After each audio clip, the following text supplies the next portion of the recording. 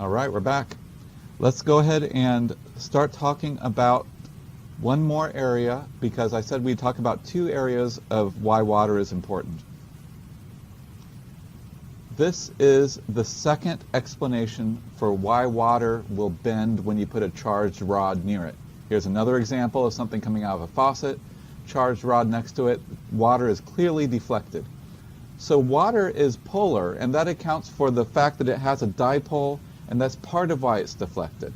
But another reason why it's deflected is water has even more charges in it than you should expect.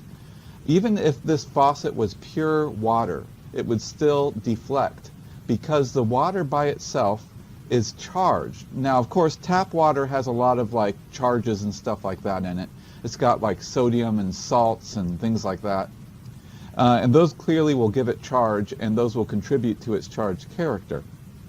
But even the most pure sample of water will still have a faint charge to it, and it will respond to a charged rod. The reason for this is not just that water is polar and partially charged, it actually can form a completely charged form by falling apart. If one of the covalent bonds breaks on the water and undergoes the reaction shown on this slide, H2O falls apart into H plus and OH minus. And that H plus can actually attach onto the lone pair of another H2O, making H3O plus. The proton can then migrate through the water, and protons are powerful. Chemically speaking, it's a small packet of charge, and so an enzyme or a reaction can do a lot of things by putting that charge onto a particular place. In fact, you could argue that proteases work by taking that charge and putting it on just the right place to cut a protein in two by hydrolyzing the amide bond. Needless to say, protons can do a lot. And so water can produce protons just by itself. All it takes is that covalent bond falling apart. Not many of them need to fall apart. In fact, not many of them do. The covalent bonds are strong and they don't usually fall apart on their own. But there's a small fraction, and enough of them fall apart that even in the most pure water solution, you'll still have some protons around. If you add protons to the solution, you'll get even more of this effect. And so protons and water actually can do some very interesting chemistry. How we talk about this is we take the reaction and we turn it into an equilibrium constant to be able to calculate products and reactants. Now, I'm going to show some math here, but realize that I want you to study the math for the concept that it shows, not necessarily for the math that you'll be able to do on a quiz. On a quiz, I'm going to ask you about the concept that this shows, but I want to show you so that you can make connections to your other courses. The math is there for all of this, okay? The stream of water is deflected because even pure water will be ionized. That means that it will fall apart into the positive and negative ions, the positive proton and the negative hydroxide ion. This reaction is shown by this right here. And so we can get an equilibrium constant for this reaction, which is always expressed as a ratio of the products to the reactants. The products of water falling apart are the ions over whole water together. Whole water has a high concentration, 55 molar, but and this is a very small number, so the number that's going to come out is going to be very small, but it's going to be there, and protons are so powerful that even a small number will be significant. So we calculate it all out, and we end up getting if you take the equilibrium constant divided by 55, you get the number the hydroxide ion times the proton concentration. Those two concentrations multiplied together will always, at equilibrium, be equal to 1 times 10 to the minus 14th molar. That means that H plus relative to OH is a balance. If you add more H plus, the OH is going to go down so that it will always multiply out to be 1 times 10 to the negative 14. So we can talk about that balance. If we say what the H plus is, we know what the OH must be, and vice versa. Usually we talk about the H plus, therefore, because we can always get to the OH, and then we talk about it using a simple number, which is the negative log of that number. It's a little bit weird. Why don't we just use the concentration? The reason is the numbers are so small that it's not useful to talk about the concentration using regular numbers or fractions. It's useful to talk about it using exponents, because that's the way that we can talk about very small numbers. And that's what taking the negative log does. It lets us talk about the exponent that is on the concentration. And it's very important to understand this one thing about pH. pH is not a linear scale. pH is a logarithmic scale. And I'll show you what I mean by that. This is an example where it shows you what would happen if you take an H plus concentration and you put it into that pH equation that we showed you. All of these numbers, for each line of the number, all four of the numbers go together. So as your pH goes up, your concentration goes down. That is the one thing to realize about this. So a pH of 0 means that your H plus concentration is 10 raised to the 0, and so your H plus concentration is therefore 1. 1 molar protons is a lot of protons, and so a pH of 0 is a very acidic solution. If you go to pH of 1, then the H plus then becomes 10 to the negative 1, or 0.1. That's still a high number of protons, and so a pH of 1 is still a very acidic solution. As we go down in the numbers, we'll see that as we get more to what the numbers that are used in life will have a pH normally around 7, and so that means we'll be down here on the scale. The usual H plus concentration is 10 to the minus 7. Again, it's very, very small, 0.000001. It's a very small number, right? But still, there's enough protons around that they can still do things. In some cases, life will acidify its environment, or a vacuole inside its environment. And so life can create environments that are more acidic, sometimes a pH of 5, or if you think about your stomach is a pH of even 1. So you can have more protons around. And the one thing to realize, as you go from pH 7 to pH 6, your H plus concentration is changing from 10 to the minus 7 to 10 to the minus 6. Still very small, but the H plus concentration has gone up by a factor of 10. pH going up by 1 means you have 10 times more protons there.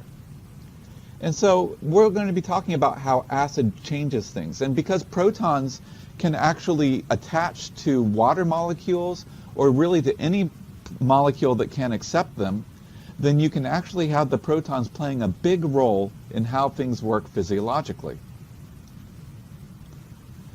The way that we talk about the role that protons have is with pKa. pKa is another equilibrium constant, and it's processed the same way as pH. So I want to show you where it comes from. When you have a strong acid like hydrogen chloride that is in your stomach, it's going to completely fall apart. And if you have 1 molar hydrogen chloride dissolved in water, it's going to make 1 molar of protons. That's easy to solve. But weaker acids actually are molecules that hold on to their protons a little bit more. So you will end up with both the proton-bound version and the free protons in solution. You can't just go from the concentration of the thing like you can for HCl. Because weak acids dissociate partially, you end up having to write what the equilibrium for dissociation is. And so here's a dissociation reaction for acetic acid right here. This is in vinegar, and it's also a molecule made by fermentation. So if you have yeast that are fermenting, they will often make this molecule, and they will put this into solution. This molecule will make the solution acidic, because the molecule goes out into the solution in the form on the left, and then it falls apart to produce some protons. But it doesn't fall apart entirely.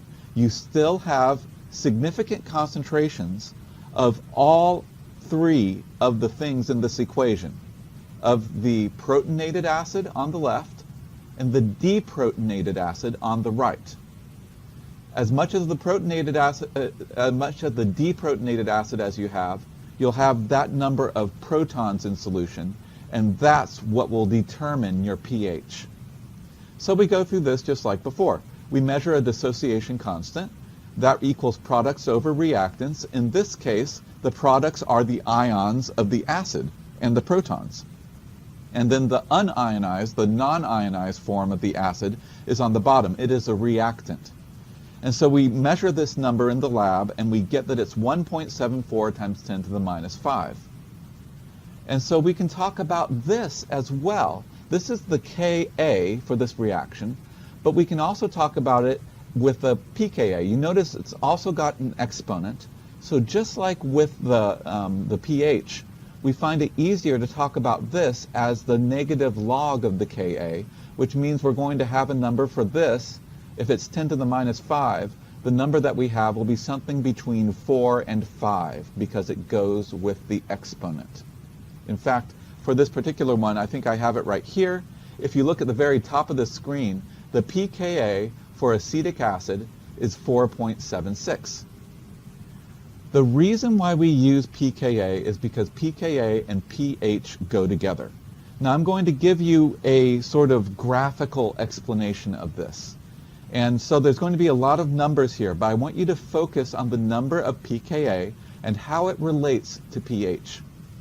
pKa is a really simple way for us to find out what we're really interested in. How much of that group is ionized and how much of it is uncharged and non-ionized. For acids, the ionized form is the form where the proton has fallen off of it. And so the way that the pH works relative to this, pKa tells you the pH at which that group will be half ionized. Okay? Let me say that again. pH tells you the pKa, or pKa tells you the pH at which that group will be half ionized. Half in the H fallen off form and half in the uncharged form.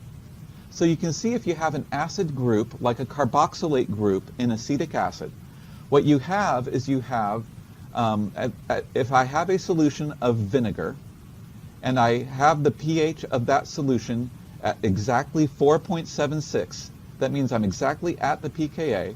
That means that half of my acetic acid is in the unionized form, and half of it is in the ionized form.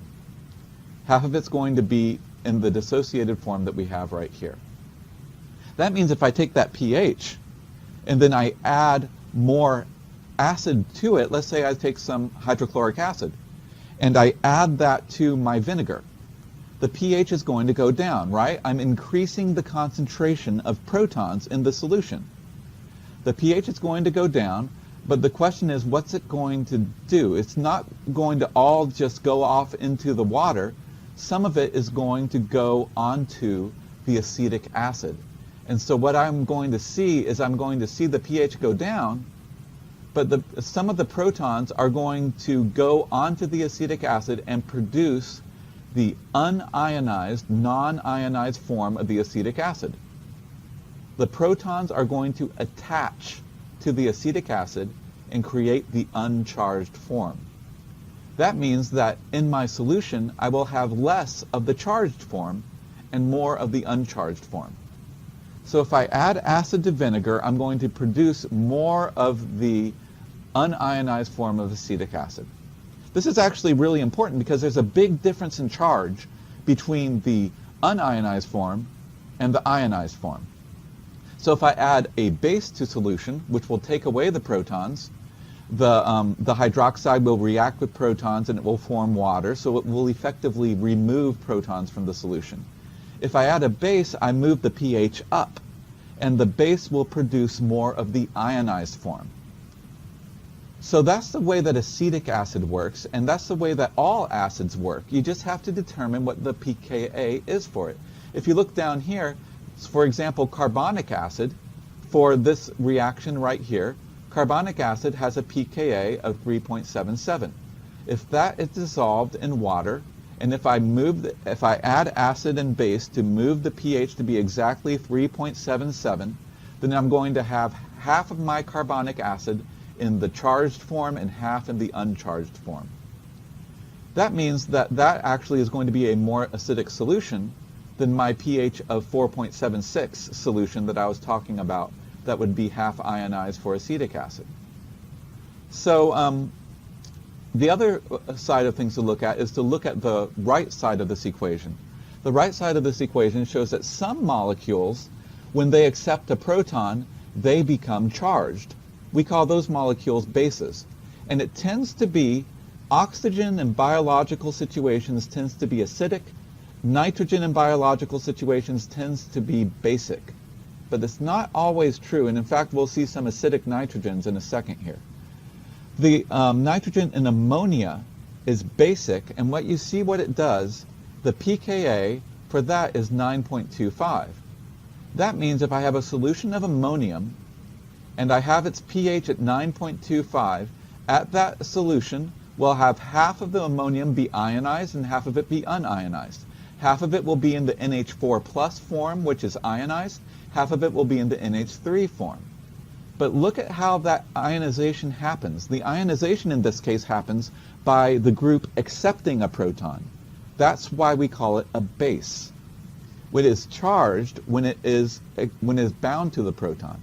So if I take my solution of ammonia that's at pH 9.25 and it has 50% ionized, 50% non-ionized, if I add protons to it, I'm going to make more NH4 plus. I'm going to have less NH3 minus, and NH3 neutral, because in this case NH3 is not ionized. So if I add hydrochloric acid to my ammonia solution, my pH will also go down, but I'll produce a more ionized solution. The protons will be going on to the ammonium and producing an ionized group. With the acid, the protons are making it unionized. With the base, the protons are making it ionized. Both cases, I'm adding protons to solution, but I have a different effect on the ionizable group if it's an acid or a base. This actually has a drug-pharmaceutical connection that I think I'm going to show you in this lecture, although it might be the next one. So the only thing that the rest of this figure shows you is that you can have different pKa's for different groups. If you have an acidic carboxylate, it's going to be at a slightly different pKa for glycine because that molecule has a different structure. The structure affects the pKa. There's a lot more we could go into, but I'm telling you just what you need to know to understand the story I'm going to tell you in a second. So how do we find a pKa? Well, what we do is we titrate, and the pKa is at a particular point on the graph. If we have a solution, let's say we have a solution of acetic acid, and we've added a lot of acid to it, so we have the completely protonated, uncharged form of acetic acid, CH3COOH. Okay, if we have that, we have a lot of protons in solution. pH is going to be really low. Let's say the pH is around 0. If we have that solution and then we add hydroxide to take away protons, the pH will move up. But the thing about what's going to happen is the pH is going to move up according to a particular pattern. At first, the pH is going to move up quickly. But then as we add more pH, as we get close to the pH around the pKa, the OH will start to remove protons from the acetic acid group. So if you look at this right here, you'll start to lose your concentration of CH3COOH, and you'll start to produce more of the ionized form. The hydroxide will be taking away protons from the unionized form of acetate. So as you're adding the base, the pH will start to actually not change as much because you're adding the same amount of OH, but the OH is starting to take away protons from the acetic acid, from the vinegar. And remember, when we get to the pH equals the pKa, we're at the 50% point where our concentration of the protonated version on the left equals the concentration of the unprotonated version the ionized form on the right. So as we add more and more OH, when we reach this point, we are at exactly the middle of our titration. We've titrated half of the protons off of the group. We've removed half of the protons from the acetic acid. As we continue from that point, what happens from that point is the mirror image of what we just saw. Now we're still taking protons away, but now we're taking protons away, we're producing more and more of the ionized form, and at some point we have removed most of the protons, and then the pH starts to go up again. And then we have, eventually, when we've added 1 mole of OH for every mole of acetate that we have in solution, we will end up with 100% ionized acetate, 100% negatively charged. We start with uncharged acetate on the left side, and we end up with charged acetate on the right. The pH has gone up, and the OH that we've added has removed all of the protons from the acetate, producing the negatively charged version. It's a lot of words. It's a lot easier to look at the graph and try to understand the graph. The one thing about the graph is I'm adding OH all the time, but there's a part where the pH is not changing very much, despite the fact that I'm adding a lot of OH. The reason for that is in this region, the OH is taking protons off of my acetate. It is not taking protons out of the general solution. And so we call this, because the pH is changing less here, we say that the pH is buffered around the solution, and the pH will generally be buffered, you'll see noticeable buffering, plus or minus 1 pH unit away from the pKa. See right here we have the pKa being 4.76, we have a pH of 3.76, and a pH of 5.76. So buffering is good at plus or minus 1 pH unit around it. So I just want to ask you a question, and I want you to, if you want to pause the video and think about this question, talk about it. What area of the curve, so we're talking about what area of the titration curve will we have a fully deprotonated acetic acid? And by the way, I have carbonic acid here. That's a mistake. I mean acetic acid. Where are we going to have a fully deprotonated acetic acid? Is it going to be at the far left of the curve, the far right of the curve, in the center, or maybe in the buffering region? So look at the curve and look for the fully deprotonated part. Where on the curve do I have all negatively charged acetic acid? Okay, so now I'm going to answer it. Maybe if you've had time to pause it. The answer is at the far right. When you're all the way over on the right, you've added a lot of base, you are above the buffering region, you're at the basic part of the buffering region, and you have a negatively charged group. So basically, when you are near the pKa, when pH is near pKa, that means the molecule can act as a buffer.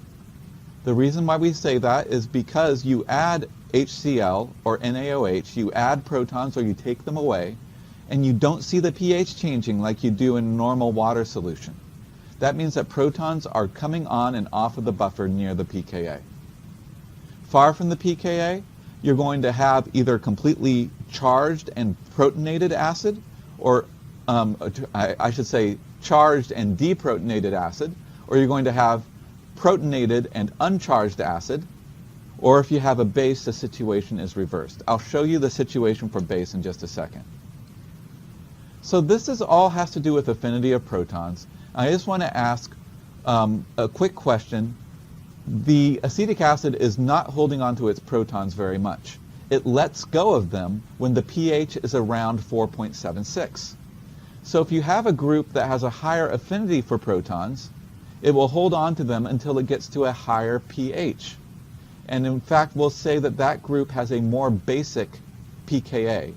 We'll have to add more hydroxide to get to the pH where we'll start to see the buffering region, where we'll start to see the protons coming off of the molecule. That's what this shows right here. And this shows 3 different molecules. This shows the acetic acid that we talked about before on the blue line. It shows what happens for phosphoric acid for the transition from 2 protons to 1 protons on the black line. If we did the same experiment with phosphoric acid rather than acetic acid, what we would see is for the middle transition, we would see the pH flatten out, but the midpoint of that transition would be 6.86 because the pKa of phosphate for this second transition is 6.86. The most important one for us is the nitrogen one, the red line on top. The pKa for that is 9.25, right? So for this kind of graph, what we'll see is that the pH will shoot up as we add hydroxide, then it will flatten out, and the midpoint of the flat part, the buffering region of the curve, is going to be at 9.25. It's going to be half charged and half uncharged at a more basic pH. Notice also what happens to ionization. When we are at a low pH, the group is protonated and charged because that's the way that this base works. That's why we call it a base. So a group that is protonated and charged is called a base. Then we deprotonate it and we get the uncharged version at high pH, which is about pH of 13. This is how I want you to understand pH because it's how we're going to talk about the pH of malaria drugs. This is crucial because blood pH is 7.4, and in the cytoplasm, the pH can be slightly acidic, but it can also be close to the blood pH. It can be 6.9 to 7.4. So that means our pHs in life are going to be neutral or maybe slightly acidic. There's a high phosphate concentration in blood, and the reason for that is because phosphate has a pKa at 6.86. That means that 7.4 is within the buffering region of phosphate. Now there's also carbonate in blood, but there's actually some cool chemistry going on with that, but it's complicated by the fact that CO2 is a gas. You actually have to talk about the solubility of CO2 and the phase change of it. And so we're not going to worry too much about it. Just know that CO2 also acts as a buffer in blood. But blood is buffered by phosphate and carbonate, and it's how your body keeps the pH neutral. So if you eat a bunch of lemons or oranges and you have a lot of acid in your gut, and maybe some of that acid gets into your blood, right? You don't have to worry about that suddenly causing a huge amount of acidosis because phosphate will buffer your blood, it will accept those extra protons, and it will keep your blood pH around 7.4. And so we do experiments at pH 7.4 because we are trying to model the pH of blood. Many enzymes also have a pH optimum at which they work best. If you get too far from this pH optimum, the enzyme loses its activity. A lot more to talk about that would be most enzymes are going to have a neutral pH optimum, but if you look at this chart, here is pepsin. Pepsin has a pH optimum maximum activity around pH of 2. But there's a reason for that. Pepsin is a stomach enzyme. So pepsin actually will work best in an acidic environment because that's where it was made to work. So the important thing about pKa values, they tell you whether a functional group will be protonated or not when you're at a particular pH. If pH equals pKa, the group is half protonated. If pH is below pKa, so less than pKa, you will have a mostly protonated group. And then you have to think about the group to realize, is that going to be charged if it's a base, or is it going to be uncharged if it's an atom, a acid? And H+ ions, they're useful for reactions, and they also change whether the group is charged or not. And from what we were talking about membranes, whether the group is charged or not makes a huge difference as to whether it can cross a membrane or whether it will be partitioned to stay inside a membrane. Here's a pKa group for, the one thing I'll say is there's pKa's for amino acids as well. I realize this is small. I don't want you looking at these too much, but I just want you to realize some side chains. If you look at the pKa's for this, amino acids have one acidic group, which has an acidic pKa, low pKa, one basic group, the amino group, which has a basic or high pKa, and then some amino acids have an R group. They have a side chain that will have an acidic or a basic pKa. It depends on the group. So if the group has nitrogen in it, those amino acids tend to be basic and they tend to have high pKa's for that group. All that is to say, we get into a lot more detail of this in biochemistry, but we're pathological biochemistry, so we're going to look at how drugs against pathogens work. I'm not going to take you too much into the analytical chemistry of this. The one thing I will show you is when you have two groups attached together, you will have a more interesting titration curve. Here's the curve for glycine. Glycine has two groups, an acidic group and a basic group. If you take glycine and you do the same experiment that we had, where you have it completely protonated, and then you take away the protons by adding base, you will see each of the groups will have a buffering range around its pKa. And so you'll have an acidic buffering range down here, corresponding to the acid group being deprotonated. Then you'll have a basic buffering range at the high pH, where you'll have the basic group being deprotonated. Now, for amino acids, all amino acids have an amino group and an acid group that are going to be about the same pKa. That was actually on the previous chart. You could look at that. But I'm going to tell you they're all about the same. All pKa's are around 2. All pKa's for the acid group are around 2. All pKa's for the basic group are around 9 to 10. And that just comes from the fact that you have an amine which is going to have a similar pKa because it has a similar structure. The acid group will have a similar pKa for all amino acids because it has the same structure. We can get into how the chemical environment affects the pKa. It's kind of interesting because you can think about how do the other chemical groups, how does the chemical structure and environment of the molecule change how sticky it is for protons, how much the protons want to stick to that group, and where they fall off. I just show you this right here to say that there are some theories. If you're into the organic chemistry, it's actually kind of fun to talk about, but this is not an organic chemistry class. This is biochemistry. So I just want to say we have reasons for why the structure can shift the pKa. It'll shift the pKa a little bit by 1 or 2 pH units usually. But still, you can usually look at a carboxylate group and you can say the pKa for that is going to be somewhere 2, 3, 4, 5 maybe, somewhere acidic. The pKa for a primary amine, on the other hand, is going to be basic. It's going to be something around 10, unless you have something in the structure that changes that. So if you look at the pKa for a glycine, you can think about the reactions of the groups. The groups are becoming ionized and deionized. If you have just two groups, by the way, there's a special point between the two pKa's called the pi. It's the isoelectric point. When you have pH equal to this point, the whole population has a neutral charge. That's kind of cool, but realize that the neutral charge in the case of glycine is still a +1 charge and a -1 charge on the molecule. The molecule is still very polar. It's just neutral. So in the case in the middle here, when you're at the middle, you're at the special point called the pi, and at that point the glycine is neutral, but it is still charged. It has two charged groups. It will still have trouble crossing a membrane. There's other things to say about the other amino acids. When you have a third group, you will have a third pKa show up on the graph, a third buffering region, and it will show up as a third flat region with its middle of that region where pH equals pKa.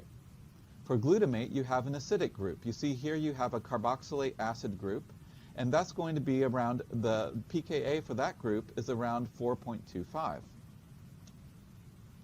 And so you also have the uncharged version of it, or I should say not uncharged, the neutral version of glutamate is going to be centered, it's going to be at a pH of 3.22. This actually, you can identify the neutral form and you just find out which pH will give you that form. So the pi is actually the average of the two pKa's around the neutral form of glutamate. I'm don't think I'm going to go too much into that, but I just want to show you the charge state of glutamate is changing depending on the pH. And there's a special pH where the glutamate is neutral as a whole, but it still has two charges on it. Histidine is the interesting one, and I'm telling you this for a reason because we're going to see this later in this lecture. If you look at histidine, it has an imidazole group, which will accept a proton. It's a basic group, but the pKa is around 6. So you have a pKa of 6. If you are below a pH of 6, you're going to have this form of histidine, the form on the left, which is going to be protonated and charged. Remember, it's nitrogen, it's a base. When you protonate it, the charge is put onto it. This is determined by its chemical structure. If you are above its pKa, and its pKa for the free amino acid form at least, the pKa equals 6 for the charged side chain. If you are above 6, that means that side chain is uncharged, and therefore you can have the neutral form of histidine, where the pi for histidine is way up at 7.5. So just realize that this in the middle, right here, is very special. Histidine is the only amino acid that has a pKa close to neutral. That means, well, first of all, histidine side chain could serve as a buffer for physiological pH, or at least close to it. But histidine side chain can be either protonated or deprotonated in normal pH ranges. Many other molecules, like amino acid molecules, will be either one or the other, depending on the pH. But physiological pH, you're close enough to physiological pH with the pKa of histidine that histidine can be protonated or not, ionized or not. And so it will be charged or not, but you actually can have a significant proportion of either form, which means life can use this. We can put a proton on histidine, and it will stay there until we take it off. So that's why it's important that histidine's side chain is basic and has a pKa close to neutral.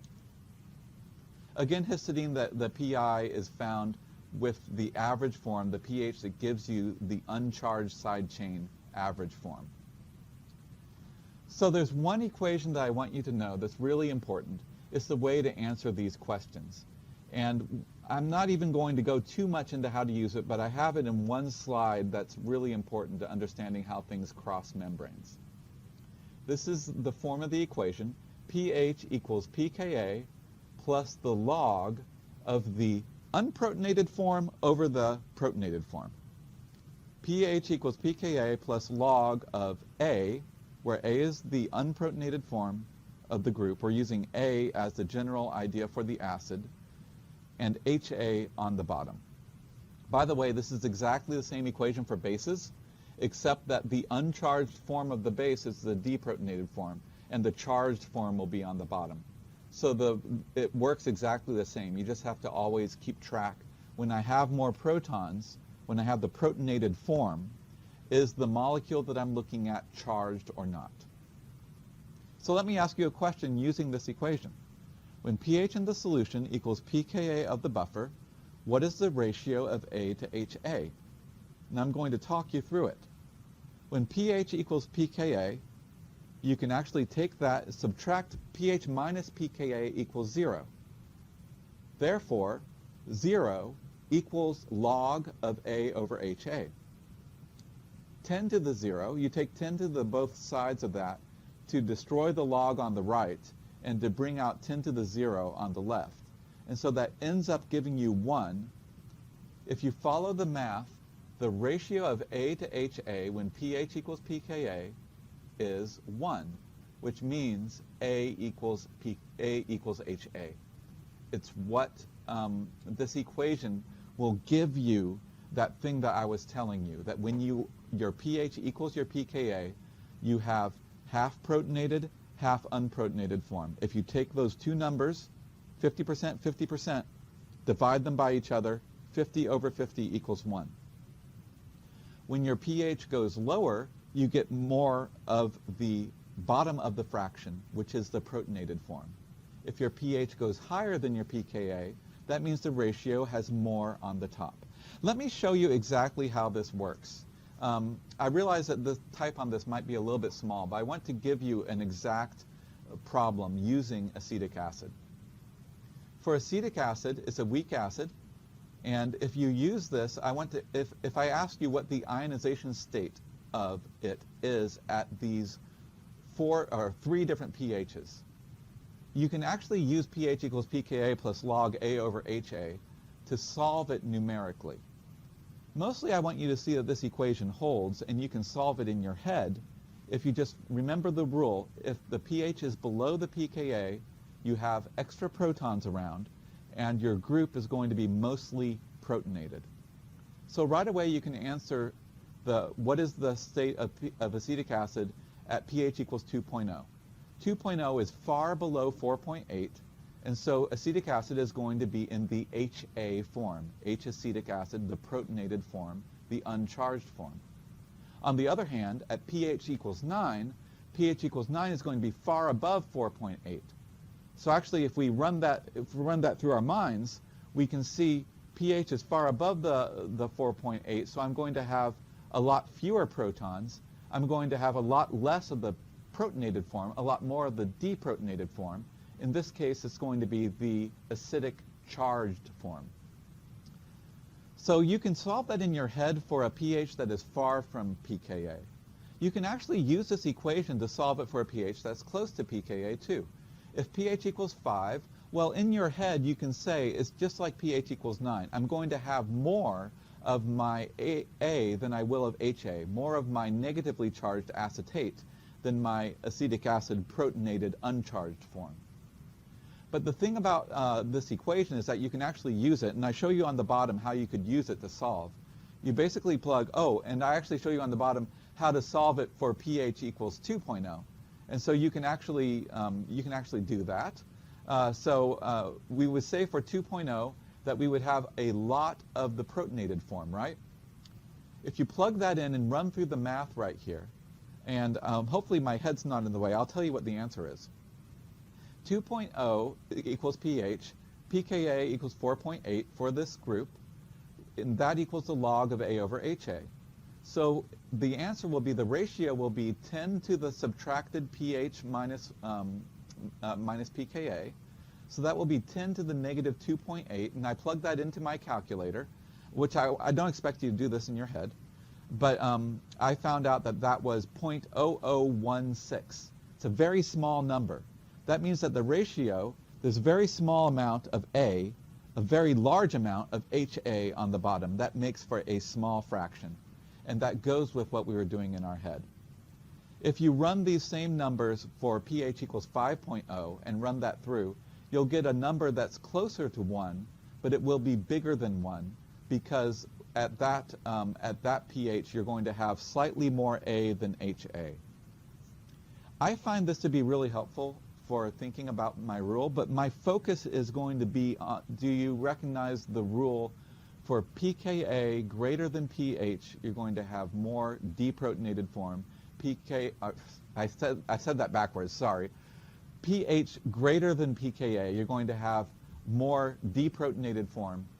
pH below pKa, more protons, you're going to have more of the protonated form. This is it in mathematical form. Here's a problem that I gave you, but I actually don't want to go too much about this. This is just about when milk spoils. It's because that bacteria have produced some molecules, including acetic acid in some cases, in the milk. So if you've ever observed clumpy bad milk, that clumping happens because the milk has gotten acidic. It also tastes bad because there's so many protons in it. The fermentation has produced acetic acid, and you can actually calculate what that has done to the milk. The same thing happens when you add acid to milk. So if you squeeze lemon into milk, you will see it curdle, for the same reason that when yeast are growing in milk, they will produce acetic acid, they will produce acid and make it curdle. Acid will make the milk curdle because the acid will actually cover up some of the acidic charged groups on the protein, and that will make them uncharged. Uncharged proteins stick together because of the hydrophobic effect and clump together. You get enough of that going on, and you get clumps in your milk. Don't worry too much about that, but realize that the acid is covering up the negatively charged groups in milk. This would also predict that if you added enough base to milk, you would also deprotonate it, and you might get to, well, actually, there's a complicated reason why that would not happen. So let's just stick with acid right now. Let's not talk about base. So if you have an uncharged overall protein, a neutrally charged protein, I should say, then that protein can actually stick together a lot more easily. The other thing about protons is we talk about them because they can move around solution. They can move from water to water quickly, and I just want to show you a picture of that happening. Here we have it right there. Hydrogen bonding is going to interact. Because of the hydrogen bonding, that actually can interact with extra protons, and the proton can hop around from water to water. And so you can actually get the proton moving very quickly through the solution. It doesn't have to diffuse. It can actually sort of do this proton hopping mechanism. And mostly I just think this looks cool, and it gives you a picture for how hydrogen is very important to water. So the end result, protons can move very quickly compared to sodium or potassium ions, because sodium and potassium have to diffuse through the solution. Acid-base reactions are very fast in solution. Finally, here's something. This is a very helpful group. I've already talked about all the concepts here, but it's possible that you may want to study this. If there's some concept that I talked about, I just want to give you it in writing in another way. I realize this is in English, but I wonder if the pictures might help. And so I just want to show you the relevant parts of this. I'm going to zoom in on them and show you them. This strong acids versus weak acids. This is a picture. When you add a strong acid to water, you get completely dissociated, but weak acid, you get partially dissociated. The weak acid is shown on the right. Here's a picture of what partially dissociated means. And all of the interesting groups we're talking about, all of the buffering groups and all of the charged groups, are actually weak acids or weak bases. Here's something that relates pKa to pH. Depending on the pKa, we will call something a weak acid or a fairly strong acid. Actually, the things we call very strong acids just have very, very large Kas, and so they have very, very low pKas. You can actually still use that equation for it. And so here is the equation again, and here's the pH equation that shows you if you have a low pH, like a pH of 1, you have the picture on the right. You have a lot of blue protons in solution. If you have a more dilute acid, you have a lower concentration, a higher pH, and that lower concentration goes with higher pH. I know it's kind of weird, but it works for several other ways, but it's the one thing to really get your head around for this. That gets us ready to talk about how drugs and ions can enter cells. But I'm going to take a break right now because that is the complete part of what we have already talked about.